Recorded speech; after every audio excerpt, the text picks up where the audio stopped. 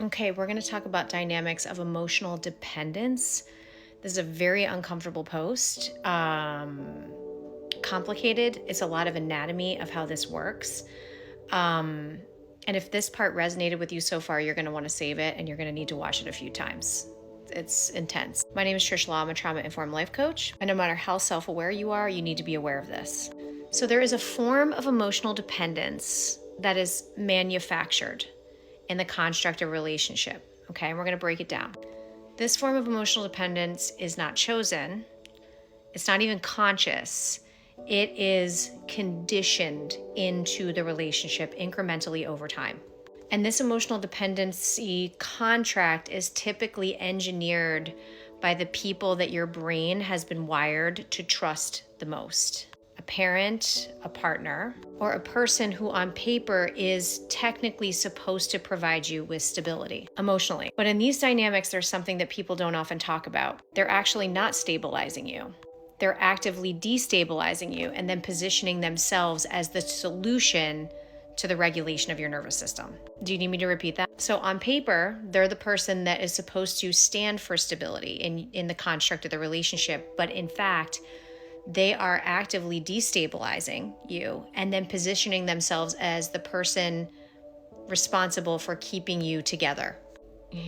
And that's how the emotional dependency loop gets built. They throw you off center either subtly or overtly. Sometimes shows up as like criticism or dismissal, avoidance or absence, inconsistency, control, which activates your nervous system, which is an indication that something feels off or you don't feel okay. When that happens, instead of reconciling it responsibly, saying, oh shit, like that was me that just did that, they reinforce the role. I'm the one who holds you together. Come over here to me.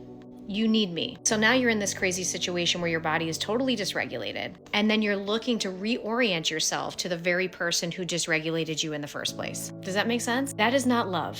Even if you love the shit out of that person. That is conditioning. That's creating a dynamic of emotional dependence. And it's super insidious because that's not what it feels like. It often feels like just trying harder, being better, fixing something about yourself, over-explaining, over-functioning, and apologizing profusely for things that don't necessarily require an apology. Meanwhile, something else is happening that you're not clocking, at least not right away. You are typically carrying the brunt of most things in the relationship and the construct itself, the emotional labor, financial responsibility, the logistics, and the accountability. And somehow, despite all of that, it's still your fault. Oh wait, there's more. And here's where it gets even more distorted. What they do contribute often gets incredibly overvalued, massively. A small basic bitch action gets completely overvalued as a qualifier to the level of their importance. Baseline behavior gets framed as like exceptional effort. So now you're in a system where you're doing the majority of the work, while at the same time believing that they are essential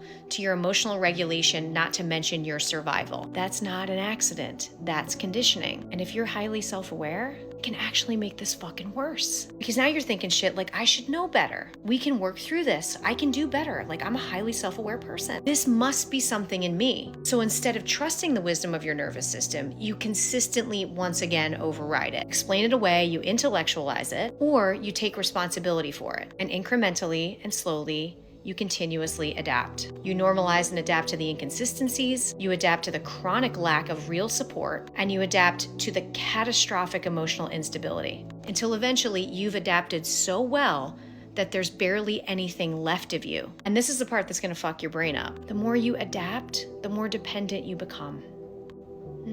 Because now your system has been wired to believe that you need this person to stabilize yourself, to keep yourself together, even though your lived experience clearly indicates that they are contributing to everything beginning to fall apart.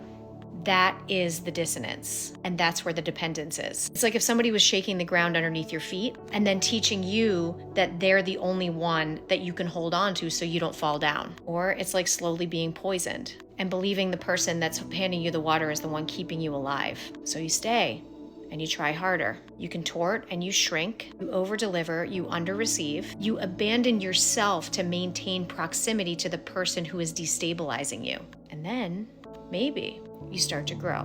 Maybe you start to expand. Maybe you start to take up a little space. Maybe you start to prioritize your own needs. Maybe you invest in yourself. And maybe, even just in small incremental ways, you stop abandoning yourself in order to stabilize the relationship. And then suddenly, everything starts to destabilize and fall apart. The system wasn't built for your growth. It was built for the version of you that needed to be destabilized and over-functioning to maintain it. Now it becomes a bad contract. If your growth threatens your relationship, it's not a relationship. It's a structure designed to keep you small. And one day you step outside of it, and the silence in your own body is deafening and disorienting. And then you begin to realize something really important.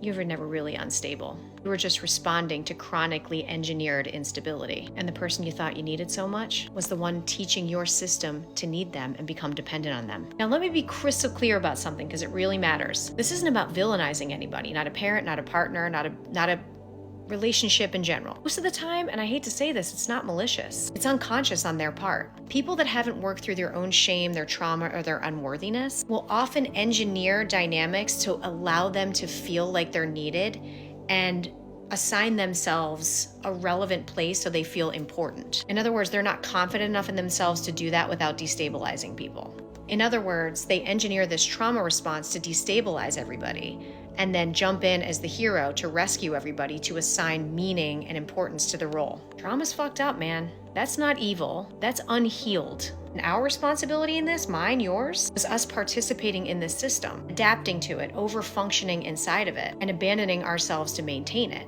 And becoming aware of this is where your power is. Because once you see the system, you can begin to step out of it. Let me make something painfully clear here. I wasn't dependent because I lacked capability. I was conditioned to believe I needed someone who was contributing to my instability. And if this can happen to somebody that has such a high level of awareness and a huge amount of pattern recognition, somebody who does this work for a living, somebody who has a deep understanding of trauma and the nervous system, it can happen to anybody. And it doesn't happen because you're weak or that they're bad. It happens because we're human, and because once upon a time your brain learned something really fucked up. Go to the source of pain for the relief. And that's the part people don't want to look at, because once you see it, you fucking have to take your power back. And it doesn't look like blaming them or anyone else. It requires no longer outsourcing your regulation to someone who requires your dysregulation to feel significant and important. You know what I'm saying? Your nervous system is not confused. It's been telling you the truth the whole time. It's time you finally decide to start listening to it. Okay? Good talk. Love you. See you tomorrow.